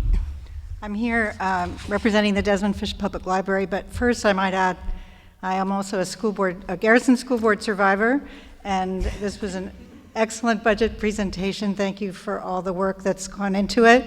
And I might say that I was on the school board before there was a tax cap, and we did put through an 11% increase one year. It takes a lot of work, but this community will support the school if you tell them the story in a good, strong way. So good luck. And I'm just here to give a brief commercial about something that I think you all know about, but if there's anybody who doesn't, this represents a joint collaboration between the Desmond Fish Library, Garrison Union Free School District, the Butterfield Library, and the Haldane PTA. We began working together a year ago in response to what was a Zoom bombing racist incident on a program that the library put on. And it took a while, but we really have a good working group now. And the first thing that we came up with was this survey to provide us with input on what people want to hear, what people want to learn about, and to give us opportunities for joint programming that'll extend throughout all of Phillipstown and will help our four institutions make Phillipstown a place where people feel safer and where they feel that they belong. So this survey takes less than 10 minutes. It's appropriate for middle school students and up, and I think some of your middle school students have taken it, which is great. So thank you for doing this. Thank you for sending it home, and we look forward to sharing the results. Thanks very much. Thank you. Next up, Casey Oakes, please.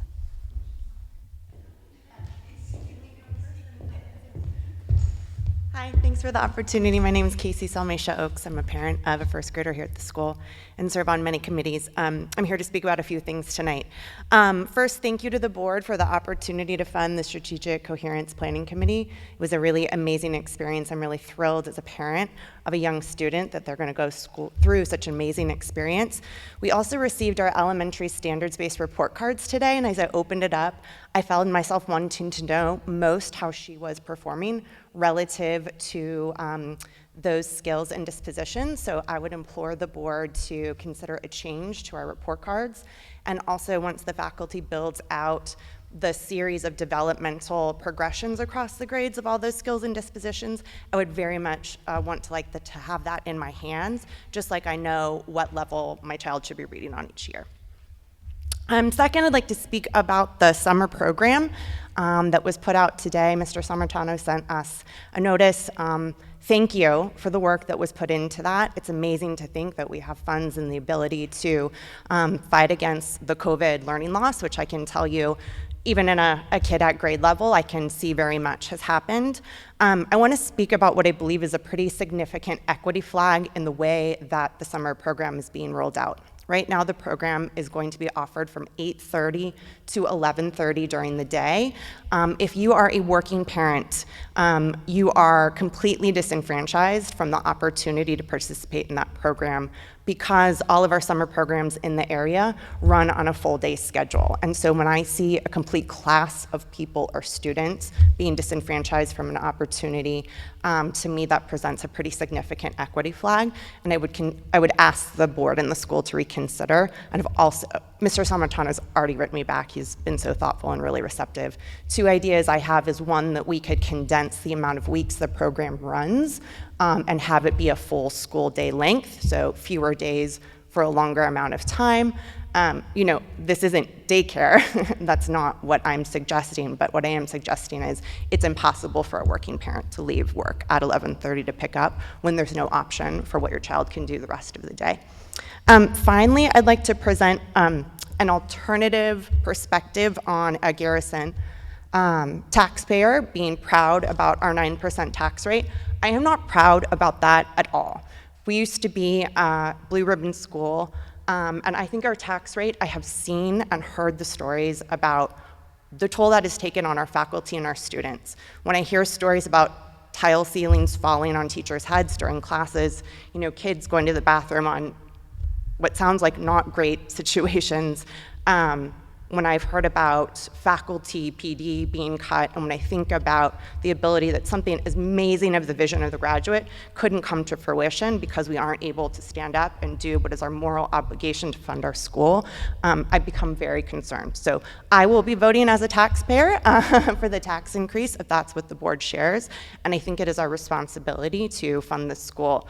I also think when we look at the amount of students on free and reduced price lunch in our town, it is incredibly low. When I was a school teacher, almost all my students were receiving free and reduced price lunch, and I think there is the wealth and the capability in this community to do what needs to be done to give our school the resources it needs, and I really question what cuts are even worth considering when it comes to our incredibly heroic faculty who have gone above and beyond, in my estimation, in keeping the school open and our students safe and our students healthy and our students learning. So I'm all for it.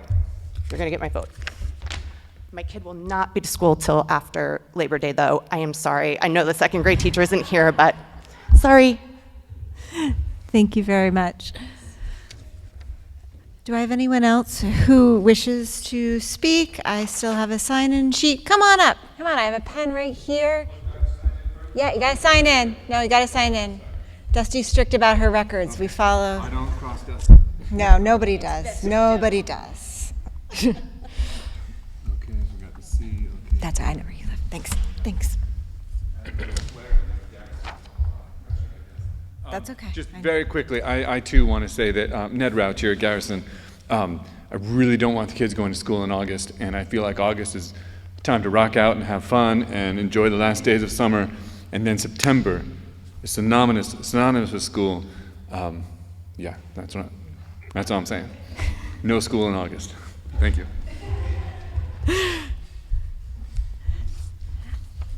Anyone else? You can still sign in. We do have public comment again later in the meeting as well, should you wish to speak again. All right, and then I'm going to move on from public comment at this time, and we will move on. Everyone's going to leave me now, aren't you? I'm watching it happen. Thank you all. We're not talking about fund balance anymore, and that's what's fun. I know, nobody, some people are staying, look at this. Okay, I'm gonna keep going with the show. Accepting the minutes. Be it resolved that the Board of Education of the Garrison Union Free School District hereby accept the minutes of the March 2nd, 2022 regular meeting as presented. May I have a motion, please? Or do I have any questions? Motion, please, sorry, go ahead. Second. Thank you. Any questions or comments on the minutes? No. Okay, all in favor, please say aye. Aye. Aye. Nays, abstentions. Okay. Now we're going to move on to our financial reports. Be it resolved that the Board of Education of the Garrison Union Free School District hereby accepts the Treasurer's Report for February 2022 and the Claims Audit Report for February 2022 as presented. May I have a motion, please? So moved. Second. Okay. Anyone have any questions, comments? Joe, you've spoken a lot tonight, but do you want to speak to these reports? The only comment I want to make is our claims auditor has been through some formal training, and as a result, there's a much more formal report, and there are some items that she pointed out, and that we work to eliminate as we go. Thank you. We may want to look at having the claims auditor come, because the claims auditor is a position that reports directly to the board, maybe at a June meeting just to present a little bit or say a little something. But I do agree the reports have been much more detailed than in the past. I might also recommend that she would attend a audit committee meeting is probably a good start first, and then potentially she could come to a regular meeting, but audit would be definitely appropriate. Love having people come to the audit committee meetings. That would be great. Okay. Any other questions, thoughts? We're gonna keep going? All right. All in favor, please say aye. Aye. Aye. Nays, abstentions. All right, now we're gonna move on to committee reports. Planning Committee, Jocelyn? We met last week, but I don't really have an update because you got to hear the grand unveiling tonight with Jonathan. Thanks. Thank you. Kent is not here, so we will hold off on the Finance Committee report, and I think we've heard a lot about finance tonight. So I'll go to Policy Committee. Courtney? Thanks. Policy Committee met last week. We're inching ever closer to having our full policy binder finalized, and the main thing we discussed was reviewing a potential non-resident tuition policy, having basically letting students tuition in just sort of the same way that we tuition out to high schools. It's with the lawyers now. There's details getting worked out, putting in the specifics, figuring out the cost. I don't know. Carl, what else can be said about that? Courtney, our lawyer, did finish her review. Oh, great. So we have some feedback, and I'll share it out with the policy committee members. And we could start to move forward if the board wishes, as early as, I would think, April. But yes, they're in addition to establishing the policy, then the next step would be for the board to determine rates. And I think in that order. So if the committee agrees, we'll look at the feedback from the attorney. We could potentially bring it back here in April. Great, thank you. David, I know you weren't on that committee, but you might find this of interest, and it came up on Saturday. The non-resident tuition rate for Garrison is estimated at about $32,000. I have that right, Joe? So we don't have to go with that rate, similar to what the discussion with Haldane, but that is what the state says our rate is currently. So just a point of interest. And Dusty, I know we talked about not adding any other business onto the 30th meeting, but maybe the NRT policy we could drop in? Okay, maybe that'd be fun. Why not? All right. Any other questions for Policy Committee? Thanks. Okay. Next, we move on to the consent agenda. Be it resolved that the Board of Education of the Garrison Union Free School District, upon the recommendation of Carl L. Albano, Superintendent, hereby approves the items of the personnel consent agenda as presented. May I have a motion, please? So moved. Second. Thank you. Carl, do you want to speak to any of these? Sure. On the personnel consent agenda, you do have your employees working for the May 17th election inspectors, our chairperson for the election. Also, Mr. Keegan is returning once again as our modified coach for girls softball. Very successful season last year, so we look forward to that. We do have a leave replacement who's also, I'm recommending appointing this person as a per diem sub so they can get acclimated to our school and the program, transition with our middle school social studies teacher, and then when the teacher goes on leave in April, assume responsibilities for that class through the end of the year. Lastly, we have a highly qualified person coming in as a cleaner. This person is a carpenter with, I want to say, 25 plus years of experience with facilities and construction. So we're very excited to have him on board. His name is Michael Onteo. He'll be replacing Yadira Martinez, who did resign last month. So we recommend all of these positions. I think they'll benefit our district. Do you have any questions for Carl on the consent agenda as presented? Okay, we'll go ahead and move to a vote.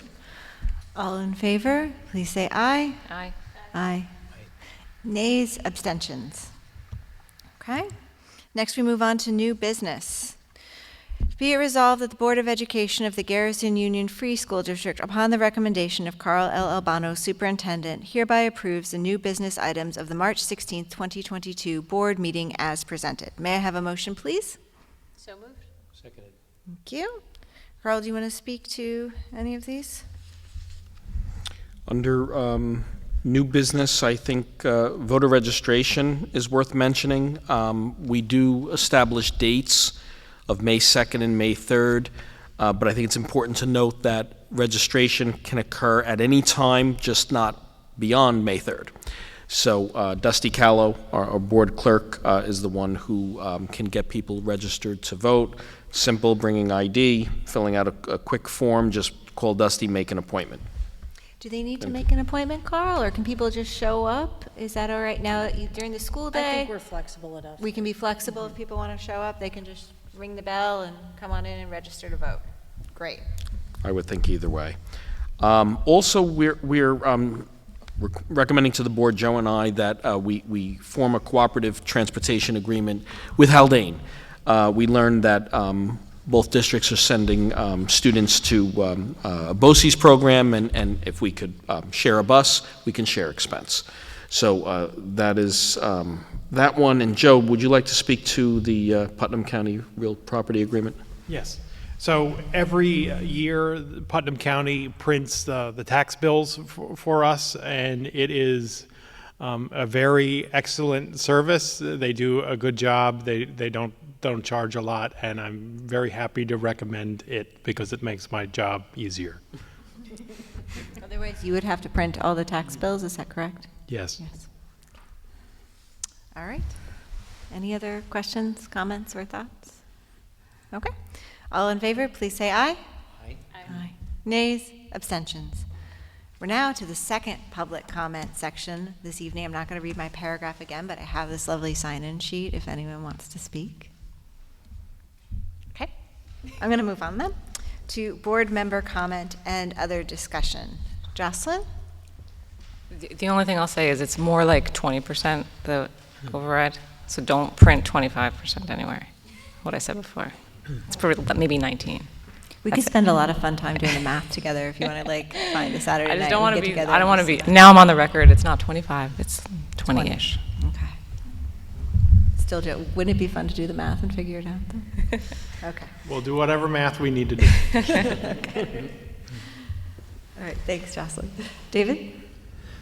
Well, I have some sources at Haldane Drama who have some inside information about this weekend's production of A Little Night Music. And what I'm told is that it's going to be a smashing success, and that tickets are going fast, and that people, wise people would probably, do something quickly to get a hold of a ticket for Friday night, Saturday night, or Sunday afternoon. How do we get tickets? Do you know? Well, I have no idea. I presume go online, maybe. I don't know. What? It's at the depot. No, it's at No, Haldane. this is at Haldane. Is that Haldane? Oh, okay, yeah, get it, yeah. I'm sure from Haldane. We'll get that. And do we know what age group it's for? All ages? Is there like a recommended age? Oh, group? it's a high school production. I'm sure it's Anybody. Yes, it's perfectly appropriate. From what I hear, I would say middle school up. Okay. Yeah, definitely high school. Okay. Great. Madeline's on here. Courtney?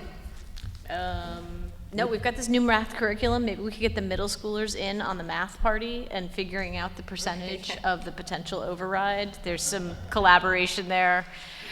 I'm not a math person. Anyway, otherwise. How about, Joe, do you want to go do your math presentation to the math classes? I mean, it could be really kind of fun. Whatever people want. Back to their parents and advocate for. Yeah, exactly. Just, slip in Advocate. some. I can't advocate for it, but the kids can. But you can do math with them, which would be even more fun. No, but I mean, I have learned, I'm not a math person, but wow, isn't tax You cap and Ms. math Johnson could fun? definitely come up with some subliminal messaging. Oh, there you go. That'd be good. I'm loving this. Definitely give it to the 7th graders. Otherwise, no comment. Okay. I'll just say that we had I think some of you were there, we had our joint meeting with O'Neill last week, which I thought was great to hear from some of their students. We can follow up again next week when we have more board members who weren't there, but it was really lovely to hear how they're doing, how much they love their Spanish program. They had their musical I don't know if it was a musical or a straight play. The Addams Family was last weekend, and some of our students were participating. So I just want to say I appreciated the opportunity to hear from the kids directly, which I think was really fun, and quiz them on what they're doing. So that's all I've got. Next, all right, we're good? Anybody else? All right, we're going to go to, I like this, I can see everybody here. This is fun. Enter executive session. Be it resolved that the Board of Education of the Garrison Union Free School District hereby enters into executive session for the purpose of discussing collective negotiations with the GTA and SRP bargaining units pursuant to Article 14 of the Civic Service Law and discussing contract negotiations for the tuition of Garrison students attending high school. May I have a motion, please? So moved. Second. Thank you. All in favor, please say aye. Aye. Aye. Nays, abstentions. Okay, we will adjourn without taking any further action. Thank you for joining us. We hope to see you again next Wednesday at 6 p.m. and the following Wednesday at 6 p.m. as well. Those 2 meetings will be at 6 p.m. So the 23rd for community budget discussion and the 30th for a board meeting, both at 6 p.m. 6. We'll write a post-it. Oh, is this a bring your chairs kind of meeting? It's a bring your chairs meeting. I believe so. Log out and shut down.